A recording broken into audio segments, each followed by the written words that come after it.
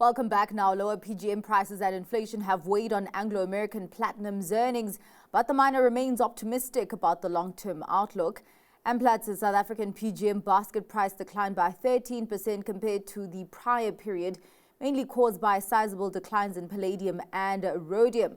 The miner says it's ready to transition into a standalone organization in 2025, citing its resilience amidst tough conditions this past year. Amplats CEO Craig Miller joins us with more detail on the performance. Thank you so much for your time, Craig. It's actually quite interesting to see how companies move and tweak bits of their models to really be able to work in different business cycles and also commodity price cycles. So just shed some light on what has formed the pillars of the business as you work at the bottom of the PGM price cycle.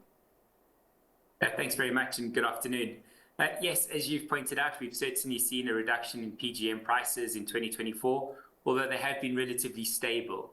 So that's certainly enabled us to focus on the last 12 months on really resetting our cost base, resetting productivity, and being very focused in terms of where we will invest capital into the business. And so during the last 12 months, we were able to reduce our capital and our costs by over 12 billion rand, so far exceeding our initial target when we set the target at the beginning of last year. And that really does position us into a sustainable future. So our all-in sustaining cost, which is a key measure for us in terms of how we think through the business, is now at $986 per 3E ounce, so well below the target of 1,050 that we set ourselves, and well below the sort of the average 3E basket price that we had, which has then enabled us to generate cash and to finish the year with about 18 billion rand of cash on the balance sheet. I mean, just talking about the impact of the PGM downward cycle, you have completed the employee retrenchment process. How has that affected your operations, and what have you had to do to kind of meet that move, particularly at Amandelbult? Yeah, so, I think it was a difficult decision that we took at the beginning of last year to implement the Section 189A restructuring. But we needed to do that given the decline in PGM prices. And so the way that we approached it was really looking at productivity levels that we had seen in our business back in 2019. Following COVID and sort of various other, initiatives, etc., we certainly grew that headcount, which wasn't supportive of the amounts of PGM production that we were getting out of Amandelbult. And so we took those difficult decisions. And I think from now we're looking forward in terms of we've now set the business up for a sustainable future. And that's really then how we're anticipating, being life as a standalone PGM producer come the middle of the year once we've demerged from the Anglo American group.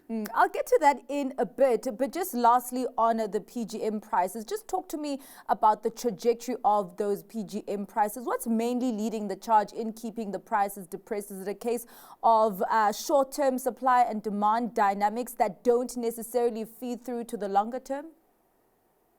Yeah, so there's certainly, since the Russian invasion of the Ukraine, and there was, Russia is a significant producer of palladium.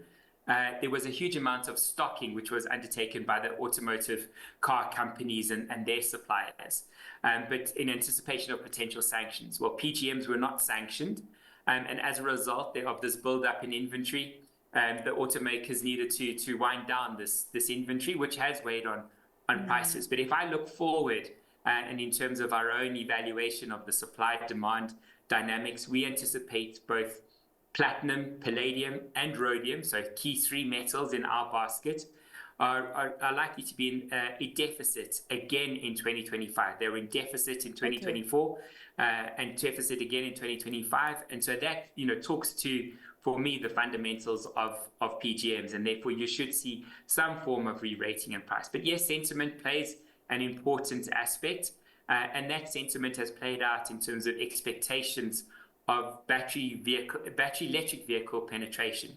So this time last year, long-term forecasts were that BEV penetration or sales would be around about 40% by the end of this decade.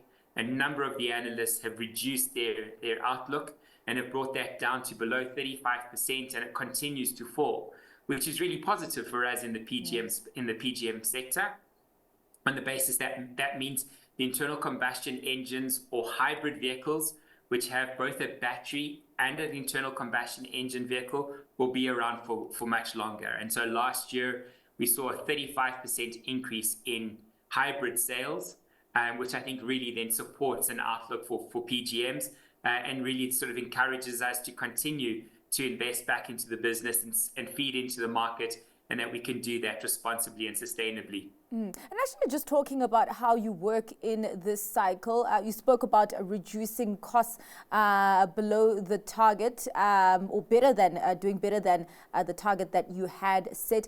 What then do your capital expenditure priorities look like? And maybe additionally drill into the management of your balance sheet during this time. Yeah, so, we've certainly, we've been very disciplined in the way that we've allocated capital into the business. The benefit of Anglo Platinum is that we're an integrated value chain. So we do mining, we smelt we process the material, we refine the material. And so we've continued to invest into the business, further ensuring not only the reliability of our assets, but the constant flow of production. And that hasn't changed for us. And that's really important that we continue to maintain that. But then that, links back into the balance sheet. And I said to you a little bit earlier, through the work that we've done in the last 12 months, we've been able to finish the year with about 18 billion rand of net cash on the balance sheet. And that then has enabled us to look at dividend returns to shareholders. Well, let's put a spotlight finally as we wrap up the conversation. You did mention earlier the journey of Amplats untethering from its parent Anglo American. What is the foundation that you are laying to get ready for Amplats to be a standalone business in about 4 or 5 months? Yes, so we've been working since Anglo American made the announcement in May last year that they'd look to demerge Anglo Platinum from the group. So we've been certainly very focused in terms of ensuring we've got the requisite skills and expertise internally within our organization, and then looking forward to our strategy.